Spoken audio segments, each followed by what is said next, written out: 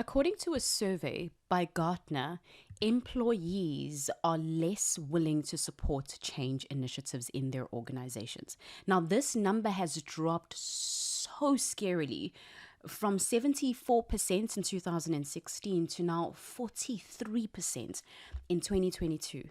In other words, less and less of your team members are actually even willing to listen to you talk about change. People have gotten to such a place where, as a recent Harvard Business Review article by Moraine and Akins from 2023 says, employees are losing patience with change initiatives.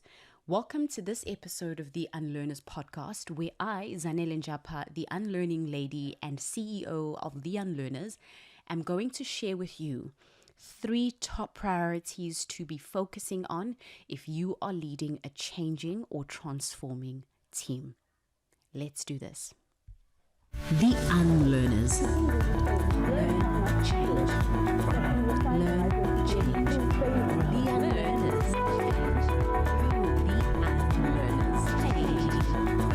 The UnLearners. Learn, change, grow. Okay, this is going to be one of those episodes that is going to be brief. It's going to be to the point, but it really is going to help you to know exactly where to start to focus. During a time when, very much like we revealed with that article on organizational change, employees are actually up to their noses, if that's a phrase you're familiar with, have really had enough of being called to come to the table to support change. I often use the phrase when I'm speaking to individuals, delivering a keynote or facilitating a workshop, and I say, who wishes that everything would just stop for a while and the changes would just halt and there would be no more of this shifting from one system to another, or getting introduced to a new leader, or having to move from one way of doing things to another, because it's a lot. And often a lot of hands go up. More than half the room puts their hands up because many of us are feeling change fatigued. But the matter of fact is that it's not going to stop. It's probably not even going to slow down. So as a leader, you know that. And that's the part that probably frustrates you the most, is that you know it's not going to slow down. I think the biggest issue then becomes, how do you convince your team of the exact same thing, but also reduce that resistance that they have towards change and increase those levels of buy-in so that you can still get those results, but also the individuals who are part of the organization can rally behind something that not only supports the company, but actually at the end of the day supports the development and the growth and the fulfillment of each and every individual, considering obviously that you have designed it that way, because it's not always the case, but considering that you have designed your change initiative, your transformation initiative to support and be within the best interest of all of your team members, then you are going to need, or you are going to want to listen to this episode, because sometimes it feels like you're on top of it, that transformation, that upgrade, that shift that's happening in the organization. Sometimes you feel like you're on top of it, but most of the time, the truth of the matter is you just wish it would stop. And when I have individual conversations with leaders, regardless of whether they are change focused or they have the title of transformational change lead, they are in this space. Now, the very good news is that here at the UnLearners, we're getting so many new requests that are coming through this year, but also in the last 2 years, from teams just like yours to support them because they're feeling overwhelmed. And frankly, we're feeling quite shaken by the immense changes that are going on in different organizations, in our organizations, but also in our partners, in our customers, in the profiles of those we serve, and so many other places around us, from the market to our industry to social media and even to socioeconomic issues that then impact how we do business. So here's what I'm going to do during this episode. I'm going to use 3 key messages that are each taken from our 3 most popular keynote presentations to give you your 3 priorities that we have been right now, these are the key things that we are teaching our clients to focus on, because you absolutely cannot focus on everything. And research around neuroscience and our neurology as human beings consistently shows that multitasking as we know it doesn't exist, and the human brain only has capacity to really focus in on one thing at a time. And 3 is a number that resonates beautifully with the human brain. We can manage that. We can look at 3 priorities. We can work on 3 things. We can see 3 different items. But over and above that, or even numbers, we can chunk in 3s. But over and above that, it really does get complicated and things start to fall through the cracks. And you will know this if you are a leader who's trying to set priorities every single quarter for your team. So we're going to use our 3 most popular, most booked, highest selling keynotes to give you your 3 priorities. I am going to share exactly what those are. Whether you book those keynotes with us or not is irrelevant. I'm going to share those priorities that we have been sharing with our clients at the moment. Whether you're on the front lines, whether you're leading a frontline team, maybe you're leading managers, you're leading supervisors, these tips are going to help you manage during what feels like such a crazy time. So let's do this. Are you ready?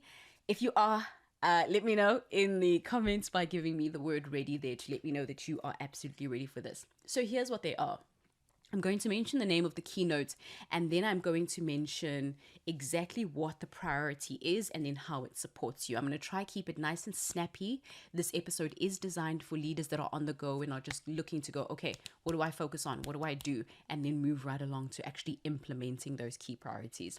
So the very first keynote, probably our most booked, most popular keynote, is titled Unlearn and Relearn. Definitely one of my favorites to deliver and to work with teams through as a keynote, but also as a workshop and even as a longer facilitated session. So now remember to pair every single conversation about implementing something new with the key question. If we want to make room for something new, what needs to go? What needs to die? What needs to be halted? What needs to stop so that we can make room for the new thing? Are you enjoying the podcast? Then you'll love our weekly newsletters. You'll get practical tips, tools, insights, and updates on goodies and exciting events to keep you learning, changing, and growing. Go over to the link in the show notes or theunlearners.com to sign up today. And now, back to the episode. This is the big first priority, is that every single time there is a conversation about something new that needs to start, something new that needs to happen, something new that needs to get implemented, a new team member that needs to come in, remember as a leader to always be the one to ask, or to make sure someone at least is asking, if we want to make room for this new thing, what needs to go?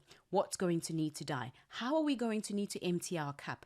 Because there is no way, and I want you to hear me when I say this, there is no way that something new gets introduced without that new thing clashing with something that already exists. Something always has to give.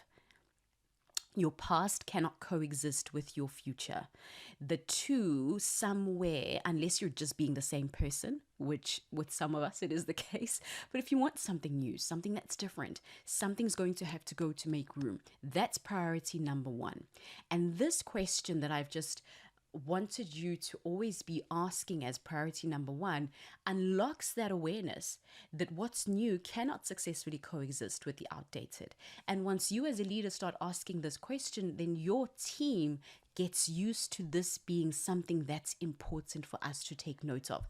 Then they'll start asking you over time, yes, I understand you're going to start with that new behavior, but what does that mean you're going to need to let go of? Line manager, foreman, what does that mean you're going to need to actually stop doing? You know, you might be doing the stop, start, continue in your business. And that's a really great example of something like this. So that's the first thing. Get used to asking that question and remembering that there's 2 sides to every transformation and change. So unlearn and relearn. Keynote number 1, priority number 1. Got it? Good. So let's move on to priority number 2 then. So if the first one is understanding that you need to make room for something to go in order for something to come about, and asking that question. The second one is taken from another one of my favorite keynotes to deliver.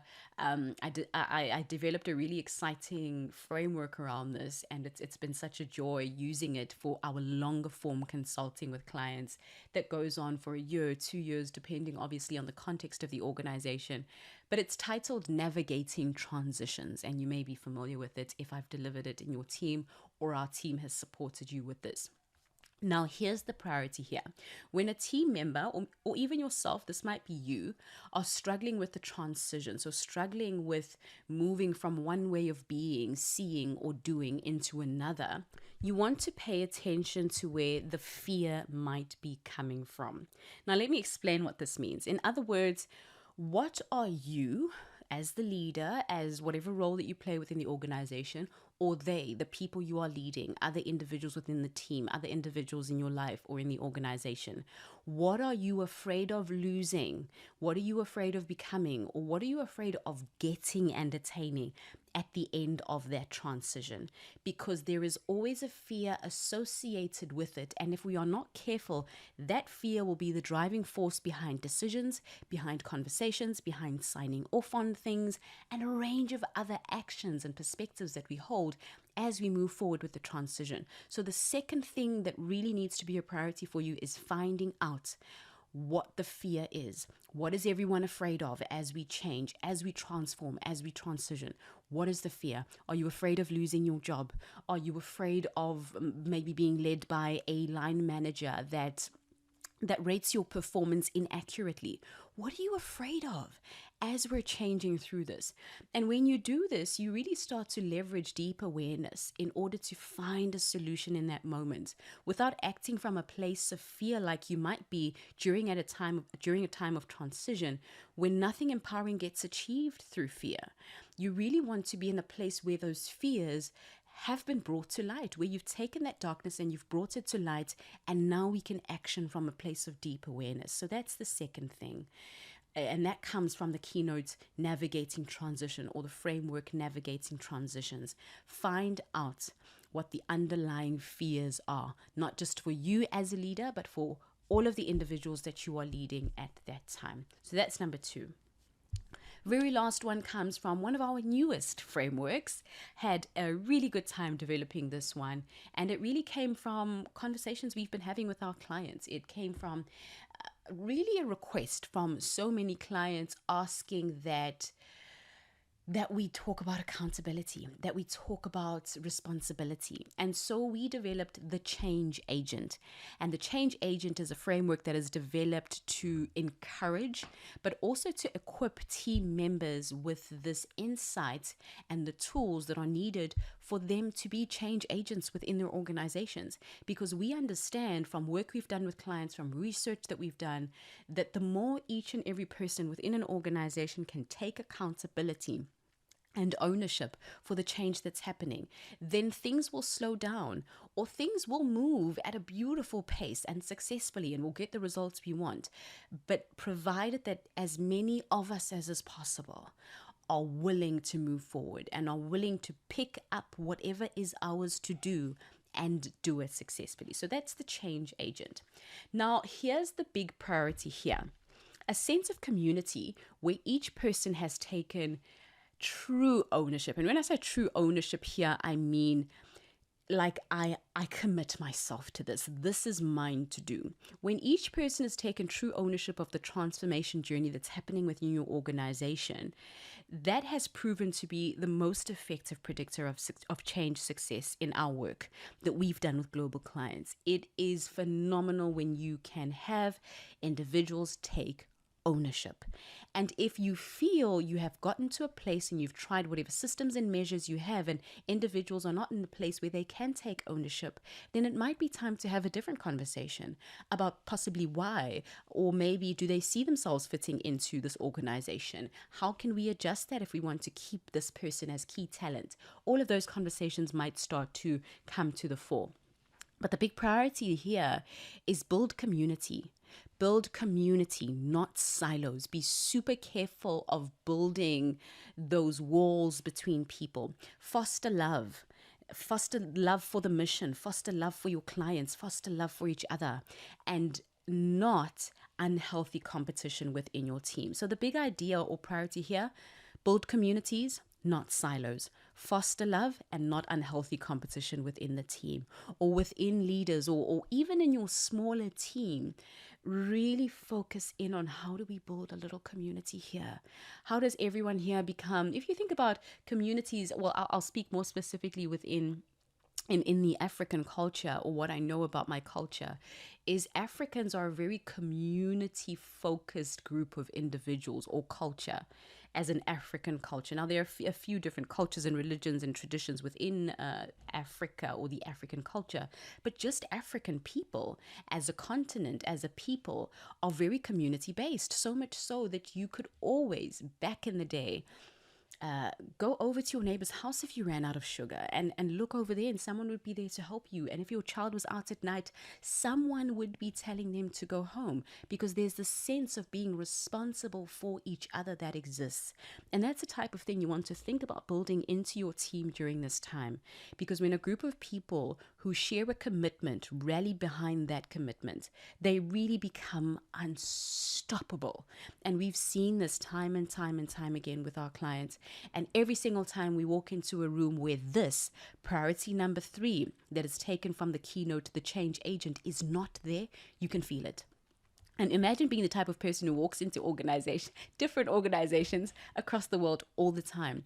You can feel when there isn't a sense that as many people in the room feel like change agents. You can feel it. But the other interesting thing is you can not only feel it, but you can see it. You can see it in the top line. You can see it in the bottom line. You can see it in their clients. You can see it in a few different ways. So not only do you feel it, but you can see it as well. So let's go through those 3 priorities really quickly. The first one is taken from Unlearn and Relearn. And the priority there is, you ask the question, if we're making room for something new, what needs to go? Always remember that there's that give and take that needs to happen. Don't just think about what needs to be taken. Also, what do we need to give? And then the second one is taken from Navigating Transitions. And the key idea there is understanding what the fears are that we hold as a team, as a group, as a company, and then addressing those. It might even mean bringing in a professional that can really help coach your leaders and your team through that. And just a quick a shameless plug there, we do neuro coaching at the UnLearners. So if it feels like this is what you need as a team, definitely connect with us and we can support you in that capacity. And then the very last one is taken from the Change Agent, one of our newest frameworks. And the idea here is to build communities and not silos, to foster love and not unhealthy competition within your team. So that's pretty much it. And as you apply the above to your team and to your context, I really want to remind you of something that can never be said too many times. It's that letting go of who we once were as a team, as an organization, as people within our organizations is never ever going to be easy. But the good thing is that it can be simple. And these 3 key priorities can be something that you look into for quarter 1, for example, or whatever quarter you end up listening to this in, or week or 2 weeks, just to say, okay, for now, I'm just going to focus in on these 3 key things. And I promise you, when you focus in on these 3 key things, you will see your needle start to shift, because this is the people-centered change work that so many organizations are not doing.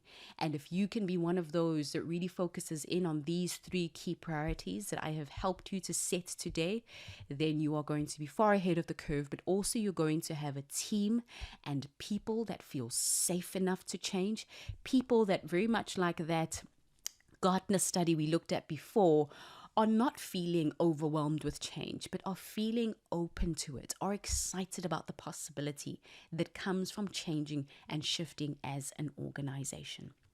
All right, my unlearner, that is it for today's episode of the UnLearners podcast. It has been beyond a pleasure to spend time with you as always. And very much like I said when I introduced those 3 key priorities to you, if you feel like any one of those strike a chord and there is an opportunity for you to bring someone in to get some support because you're possibly not too sure where to start, that's what we do at the UnLearners all day, every day, helping teams like yours to navigate the process of unlearning and relearning, of supporting change leaders, leaders who are transformative and trying to help their organizations open up to new ways of seeing, doing, and being. That's it for today's episode of the UnLearners podcast. It's been myself, Zanele Njapa, the Unlearning Lady, and we will have our conversation at the next time you tune into the podcast on the next episode. Bye for now. The UnLearners. Learn, change. Learn, change.